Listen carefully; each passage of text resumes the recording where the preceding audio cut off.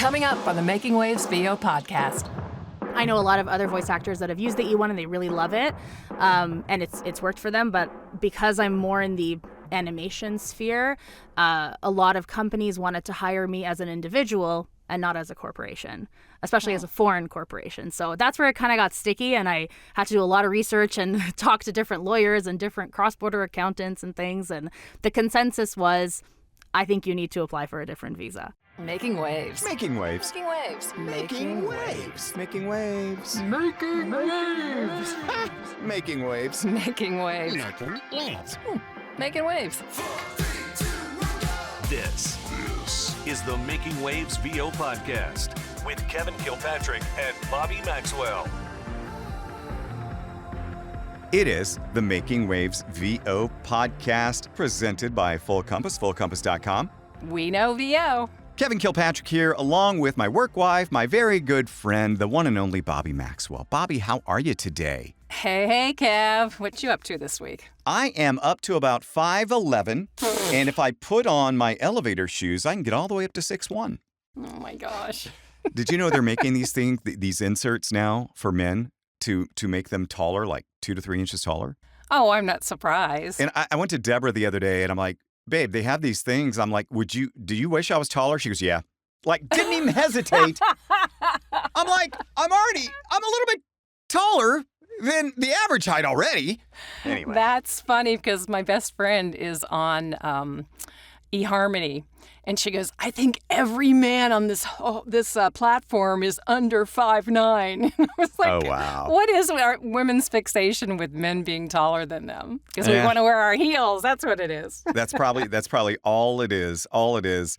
I'm glad you're good. I'm not going to buy me any elevator shoes anytime soon. But I'm not saying it's out of the question.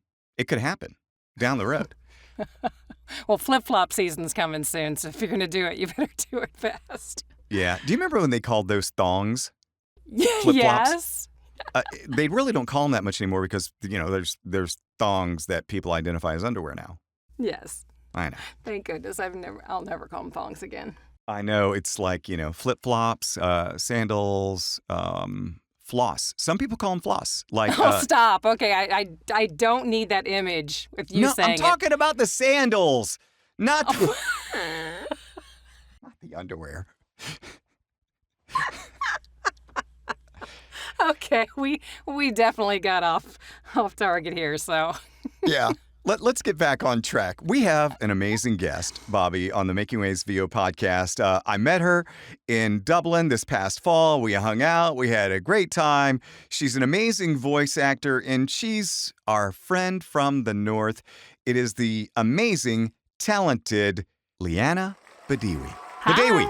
Yeah, you got it.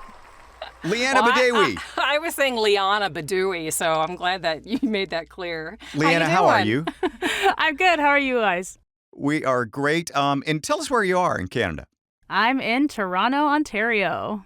Excellent. And now you and we got to hang out and spend some time together at the J. Michael Collins Euro Retreat in Dublin this past fall. It was a lot of fun. And from what I gathered, a lot of your strengths and your skill set lie in the animation area. Is that accurate? Animation and commercial. Yeah. Okay. Very good. Tell us about your voiceover path and where you are and how you got here. Yeah. So I started out in theater. I did 3 years of a classical theater degree in Montreal. It's my hometown. And then I moved to Toronto right after to pursue 2 years of a musical theater conservatory. And when I finished all that training, I was ready to jump into the musical theater world and film and TV and be an actor. And the opportunities were just not coming around. And I was finding it difficult to kind of make my way in. But at some point, like maybe 6 months after graduating, I heard of a voiceover class and I said, let me try it. Let me just give it a shot.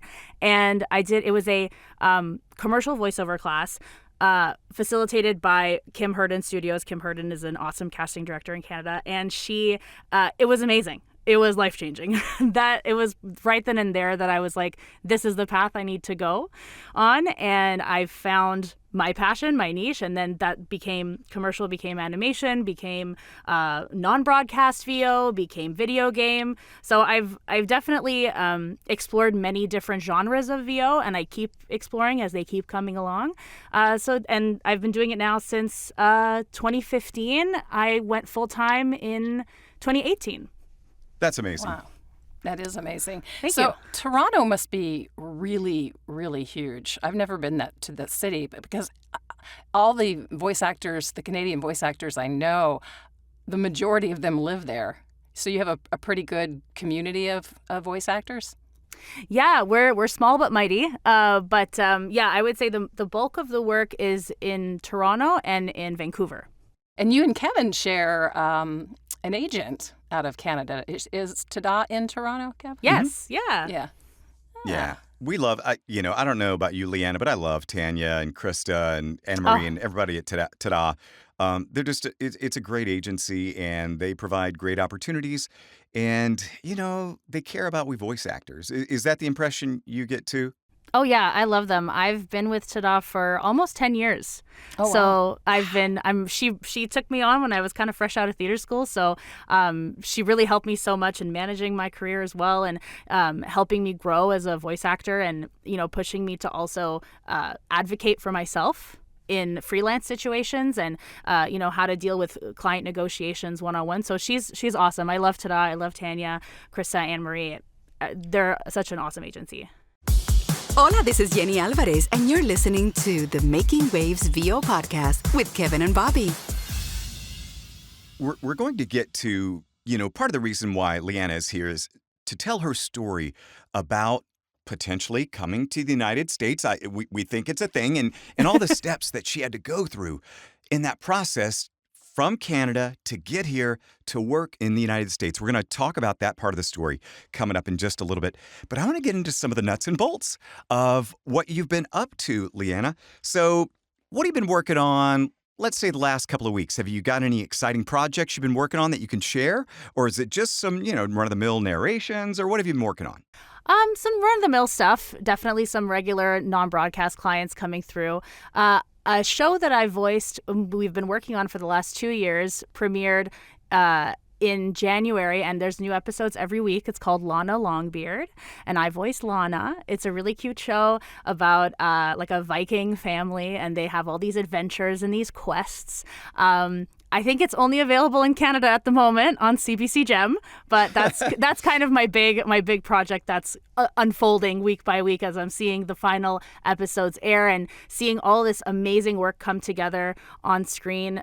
This show was very special to the production team. The production team is called Copernicus Studios. They're out of Halifax, and this was their first original IP. So I was very, very honored to be part of that process, and there's so much love that's put into the show, and it's very clear when you watch the episodes. So is it an animated show? Yes. Oh, nice. Yeah, I was checking out your demo. You've got a really wide range of animation voices. And speaking of wide range, I mean, it's nice to have, 2 languages, but you do 3 fluently and then another couple that you can do conversationally. How do you keep it straight?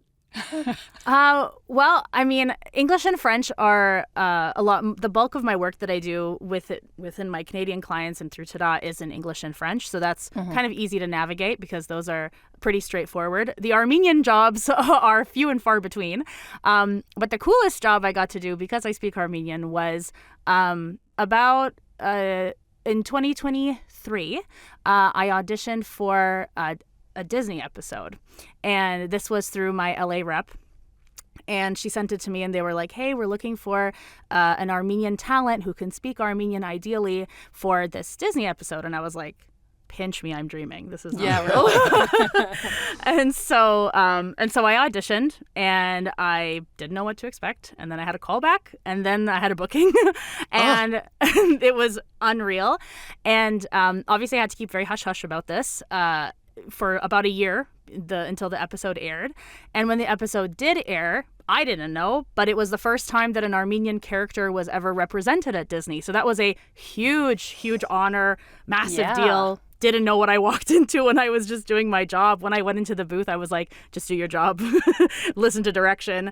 And, and I came in super prepared too. So that was really cool to kind of get that feedback from casting and from the director, like so much positive feedback from like Disney. So it was crazy.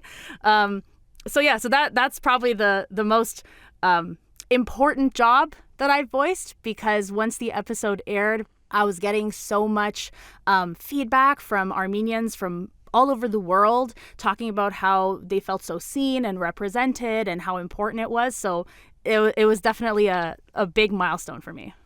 That's huge. Congratulations. That's and awesome. for Disney, and you're the first Armenian character to be portrayed, and you got to voice that. And wow, that is a lifelong achievement right there. Thank you. Yeah, it was. I still don't believe it sometimes. Liana, what surprises you about the voiceover world now that you've been doing it almost 10 years now? Never a dull moment.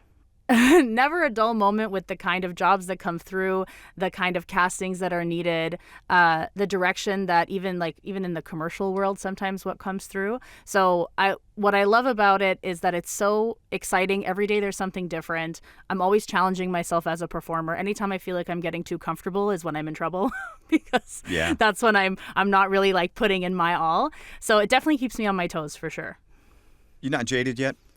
No. Good. You better not be.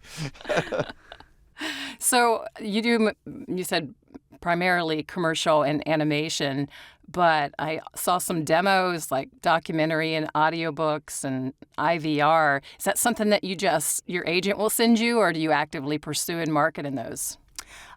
That's on the list of things to do. I have a couple of repeat clients for like IVR and some non-broadcast, but I would love to get into a bit more of narration and even some e-learning. The e-learning is kind of few and far between, but I would like to get into that more as a freelance voice actor in those departments. My agents will sometimes send me stuff like that, but the bulk of the work they send is more in the broadcast space.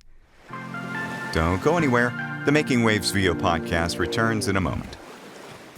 This is the Making Waves VO podcast with Kevin Kilpatrick and Bobby Maxwell. I, on the other hand, am Eric Romanowski of Ear Blowing Audio, and I don't know the first thing about podcasts other than that you should keep listening to this one. You know what I love about Full Compass, Bobby? What's that, Kev? All the sales. And they are having a winter clearance sale going on right now at Full Compass, where you can save up to, get this, 83%. Wow. Bobby, my Arkansas high school math skills may be wrong, but to me, that's a lot. That is a lot. 83%? Uh-huh. Ooh, I'm looking here. They have a lot of speakers that have been marked down. They have a Mackie 1600-watt speaker that's, 45% off. Very cool. They have Yamaha speakers, 66% off.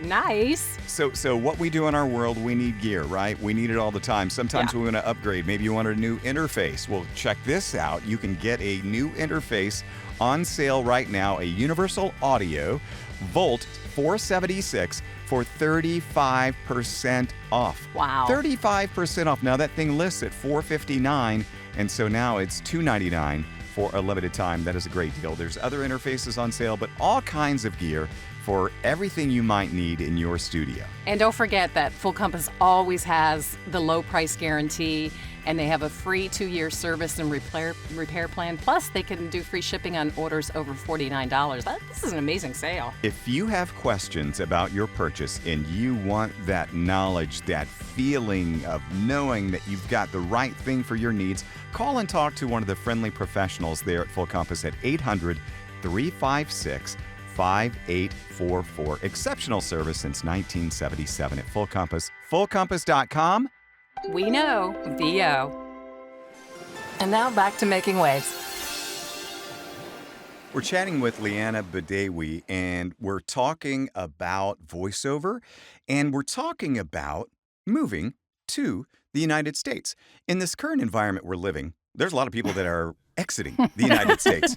Good for you, Liana, wanting to come to the United States. Now, as a voice actor, you want to procure work, and I understand that this has not been the easiest process to figure all this out and do things the right way. Liana, do you want to kind of unpack this and tell us about the steps in your story about getting your visa to work in the U.S.? For sure. It's definitely a lengthy process, and I've been through 2 different visa processes. So, and I feel like I have to mention this before we go any further, that this is not legal advice. This is my personal experience with the visa process. Everyone's process will be unique to them, and hopefully my experience can help inform your decisions if you choose to go with a visa to work in the U.S. So as a Canadian, I have U.S. reps, and I can work, because of non-union jobs, I can work from Canada with the U.S. contracts because it's non-union, and I've organized that with my U.S. reps, and there's no issues there. But since the Disney project, I kind of was like, you know what, I think I need to be in L.A. and be kind of where the action is for animation. But I'm going to go back a little bit to 2018, 2019. I had gone to a few of the VO conferences, and there were a few lawyers that were speaking about different visas that voice actors have as options to come work into the U.S. And one that was recommended for Canadians was the E1 treaty visa. So I looked into it. I found an awesome lawyer. She had worked with other voice actors, and in fall of 2019, we put together my E1 visa application. Because I'm a corporation in Ontario, so my company is called Blue Jasmine Productions, and that's what all my business goes through the company. So because I had the corporation set up, it made it an easier process to apply for the visa, and that was actually pretty hassle-free for visa application. It was a lot of just like sending in invoices. My accountant sent a letter. I had already had U.S. clients at that point, so it was great to add to the portfolio. And the visa got approved, and then the pandemic happened. So I was really nervous to travel, and I was nervous that I was going to get stuck somewhere, and so I didn't really utilize the visa as I should have, just because of fear of travel and disease. So I was like, you know what, it's okay. It's good for 5 years. I got it in 2020. I was like, it's good until 2025. I'm just going to keep it. And then if stuff comes through, I'll utilize it. Great. If not, I could say I tried. And when certain projects came along, some animation, some video game stuff, I offered my E1 as a visa to go work in the U.S. And then I later learned that not all companies accept hiring foreign corporations, foreign entities. Like, it's just not something that they're comfortable with, or it's not a paperwork that they understand. And so they end up either, making the project fully non-union or just Xing the project altogether. So that was definitely the disappointing part of the E1 for me. I know a lot of other voice actors that have used the E1 and they really love it.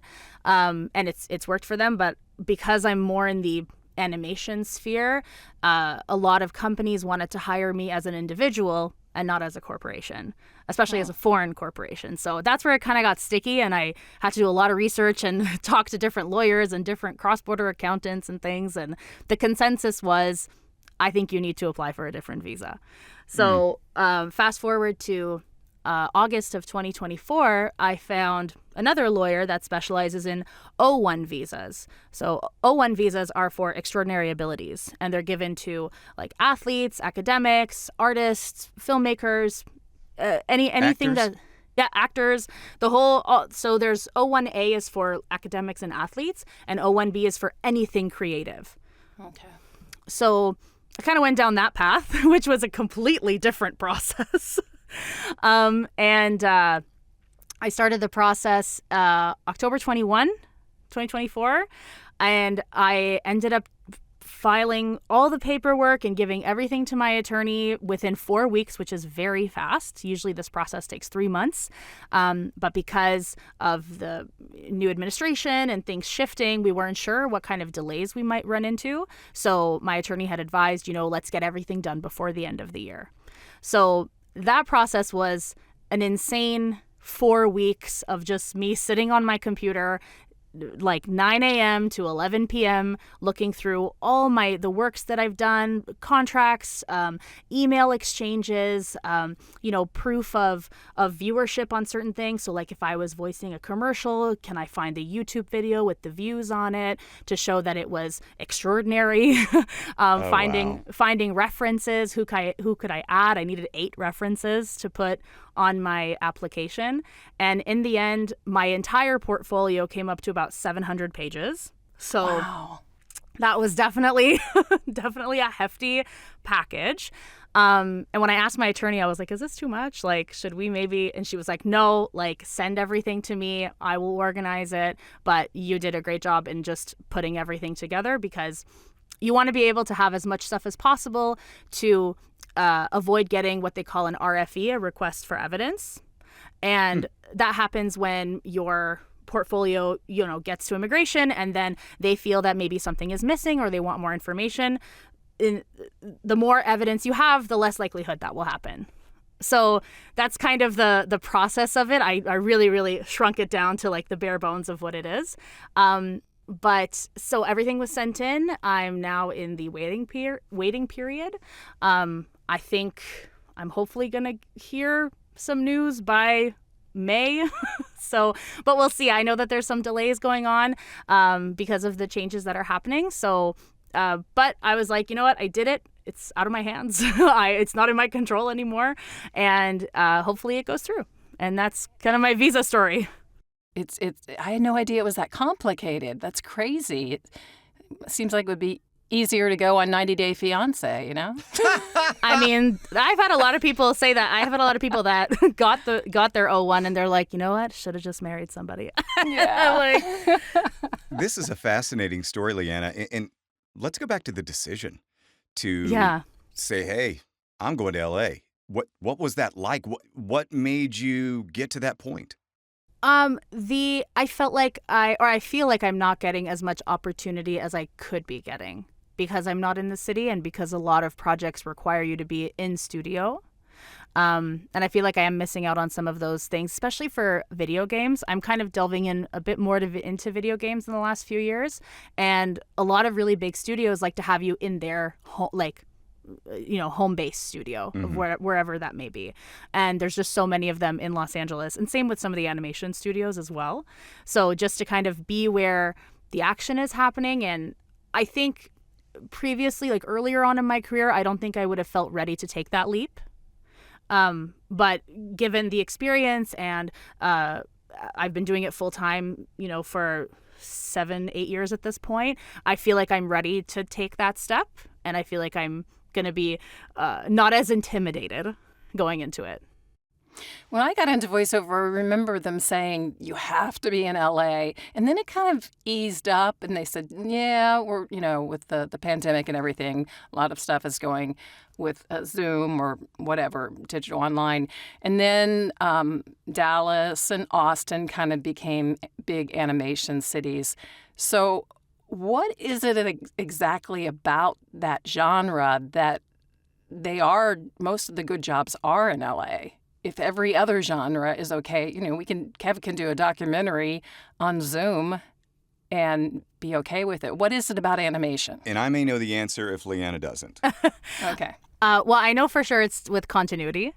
And same for video games. Like they want to have continuity of the space that they're using and the equipment that they're using. That was my answer. You got it. Yeah. And I just think like from a relationship standpoint, you build relationships with the studio so much better when you are going in person. Like when I record some of the animation stuff that I do in Toronto, if the option is there for me to go into the studio, I always ask to go in. Yeah. As much as I have a great home studio set up and I have Source Connect and everything, it's just the action of finally, going back into studios, seeing the engineers, getting FaceTime with folks. That's something that really helps you in the business as you grow in your career. So, going to LA would also help with that FaceTime with folks. This is voice actor and voice acting coach Linda Bruno, and you're listening to the Making Waves VO podcast with Kevin Kilpatrick and Bobby Maxwell. I heard it's really good. Leanna, I love that you're doing this, Leanna, and I know what Bobby's doing. and I'm going to do the same thing. Because, we've been doing this a long time and we've heard stories. So we're looking out, right? We're looking out for you. And, you got to do your own thing. And it may just be something within you that you got to get out of your system, right? I've got to go to LA. I had a friend that did that. He's a voice actor. He was from Nashville. He moved to LA for animation and video games. And that is primarily what he works on. He moved out there, I want to say it was shortly before the pandemic. And he's still out there. Talking about Jace. Yeah, I was going to try to preserve the anonymity, but there we go. So anyway, he told me that he's been to like one studio, maybe two in like 5 or 6 years. But that being said, you got to do you. But I would encourage you, if you haven't already done so, reach out to LA friends, talk to them, those that are doing these kinds of things in this genre. I would hate for you, Liana, to get out there and go 2 years later, this is the biggest mistake. I have not left my home studio yet. But it may be different, Your results may vary.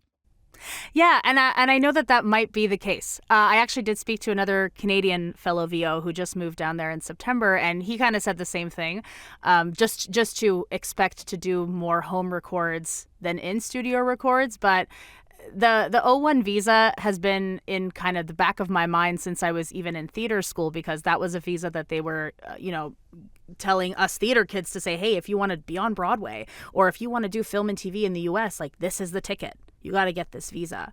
So the whole process of applying and doing that work, I think kind of like the E1, it's like I did it to say that I did it. If it works out, great. If it doesn't, no regrets because at least I tried. But yeah, I mean, we'll see what happens. We'll see what the timeline looks like. But the process is definitely quite. It takes a lot of collecting your own information. Which can feel a little bit weird because sometimes you go, oh, well, that's not important. And it's like, well, no, it actually is very important to the portfolio. And one thing that I had done, so I had started building a portfolio for the O1 as a theater actor back in 2017. So I started to collect like programs and posters and ads and collecting news clippings and all this stuff, which is what you need for the O1. And so I was so thankful to past Liana to have created a binder of stuff and information that I could use and source and apply to this current portfolio. But at the same time, I was like, I wish I did that for voiceover. And I hadn't done that when I had started out. I wasn't really collecting everything or keeping stuff, or if it was on my computer, I had trashed them a long time ago. Like over the pandemic, I cleared out so much of my email, which was so bad because so much of my evidence was in the email. And so I had to not include some projects because I was like, I can't show a contract. I can't verify it, right? Yeah. So that's kind of my one regret that I do have, is that because I like to keep things very organized and very neat, and I like to also like get rid of things if I don't need them. And so, certain things that I could have kept to just include just more projects would have been great, but the portfolio was already really strong. But I was like, okay, now I know moving forward, this is what I have to do in order to have enough material if I would like to reapply or just to have it. So what is your like top level goal? If you had number one on your bucket list, is there a certain show that you'd like to work with? Do you want to produce someday in that arena? What is like, you can say, I've been there, I've done that. Where do you see yourself in 25 years? Stop. Oh, if you were a twee, what kind of twee would you be? Oh, I got a few. Definitely would love to be in a Pixar film. That's top for sure. And to be a regular on a show like Bob's Burgers, I love that show. I think it's so funny. It's so well written. That's definitely I want to say like being on a series is even more of a dream because it can keep going. And a lot of times those shows will do like group ensemble records, which is where all the magic happens. Because currently a lot of my animation work that I do, a lot of it is solo. Once in a while we'll have ensemble records with other people in different parts of the world, and we kind of hear each other on the headphones. But yeah, just to be in kind of that ambiance is something that I would love to be part of. Yeah, I was just going to say it's super cool when you talk about, doing the ensemble work. That's where Liana and I have done stuff together where we've had like 3 or 4 actors in the virtual room together, and we literally get to play off of each other. It is so in much Dublin? fun. No. No. This is when we've done sessions for a big bank chain in Canada, and so Liana would be in the virtual room. I would be in the virtual room. Like Matt Fogarty would be in the room. Deb Monroe would be in the room. And we're all working on one spot, and we're all bouncing off each other's lines, and it's just fantastic. What is the Liana? What is that software called again? Sonobus. Sonobus, yeah. It's so cool. I think a Dublin musician developed the app when COVID was happening because he was tired of lag times between Zoom and different platforms. So he created a platform where we could all interact, and it's almost like 0 delay, right, Liana? Yeah, it's really, really good. It's really, really good because he was tired of the delay when musicians were getting. Anyway, we're off topic just a little bit, but Sonobus, check it out. All your friends are doing it. And Liana, before we let you go, we're going to do a nightmare session story in just a little bit. It's just a story about a recording session that just went wrong. And we're going to get that in a second. Before we let you go, though, I did want to just say, in terms of moving to LA, you do you, because it could be that thing where you weren't there. You said, "Oh no, I changed my mind. I'm not going to go," and then you get this audition, and you're shortlisted, and they go, "Oh yeah, P.S. But you got to be here." So please do you on. Now my conscience is clear. I've let you know that. Please make your own choices on this. For sure. And I think what also helps the whole, moving situation is my best friend's down there. He's in producing and he's in that world. And so I have a few other Canadian VO friends that have moved down there. I do have some family down there too. So I don't feel completely, alone in the big city, kind of energy, kind of vibe. So it doesn't feel like as intimidating as maybe it was a few years ago when it was a lot of my friends hadn't gone down there yet. So it definitely feels a lot, I feel more confident with my choice. I love that. Before we get to the nightmare session, I wanted to bring up, because when our producer brought your name up, Liana, I went, how do I know that person? You were in the Door Builders group with Christy Hars as well. Oh, yeah. So that's where I heard. Have you had much opportunity to go for those male-dominated roles at all? I've done a little bit of promo in my career, but not a crazy amount, I would say. Even if I think of some of the commercial work that I do, it's not really stuff that is in the male-dominated industry, I would say. So no, not yet. But I love what Christy's doing. I love the initiative. Yeah. It's so awesome, and it is getting momentum. So I'm really excited to see where it's going to go. Yeah, I'm so thrilled to be a part of it. She's doing an amazing job. Yeah. Hang around. We'll be back shortly. VO news and insights to take your game from VO adequate to VO atta kick ass. This is voice actor Steve Henderson with Good Pipes VO, and you're listening to the Making Waves VO podcast with Kevin Kilpatrick and Bobby Maxwell. As a voice actor, you want to focus on what's important, right? Like pulling off the perfect read. You don't want to stress about tech stuff. That's why Full Compass is in your corner. With 50 years experience in pro audio, Full Compass has everything we voice actors need. Mics, headphones, monitors, mixers, interfaces, DAWs, all the goodies. And their certified product experts help with everything they sell. Plus, you can get free same-day shipping, flexible financing, and a low price guarantee. See it all at fullcompass.com. Fullcompass.com. They know VO. Making Waves returns. And one more thing before we get to the nightmare session story. Liana, this has been great. And there might be other people considering moving to the United States. So that is so cool that you told us your story. Thank you so much for sharing all of this information. And the reason why I think it's super cool and super important is because Bobby and I talked about this, a handful of weeks ago when we were wrapping up the year on the podcast. I literally just pulled up some stats about the Making Waves VO podcast. 7% of our entire listenership are Canadians. Wow. We got 84% that are United States. That makes sense. 7 Canadian, UK 2%. And then I just want to run off some of the countries that have downloaded our podcast. Dominican Republic, Peru, Algeria, Ecuador, Singapore, Israel, Ireland. Anyway, super cool. Wow. But after the United States, our biggest listenership are Canadian. So this has been an important episode. And thank you so much for being part of it, Liana. Yes, definitely. Thank you so much for having me. And I know this process is difficult and it's very confusing. So if anyone has any questions, concerns, I'm always an open book with this kind of stuff because I was so confused in the process and I don't want other people to be confused. Yeah. And so I'm always open to discuss. Like, you can DM me on Instagram if you have a question about the visa process. Obviously, it's everyone's process is very unique to them. But to have kind of like the initial, like, okay, this is what you need and stuff like that. If anyone has any questions, I'm always open to answer them.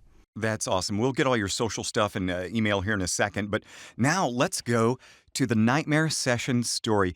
Liana, if you would, and maybe you haven't had anything so horribly wrong happen in a recording session, but it could have been, something minor. Oh, I forgot to bring my headphones. I don't know. But please share with us a nightmare session story. Nightmare Sessions.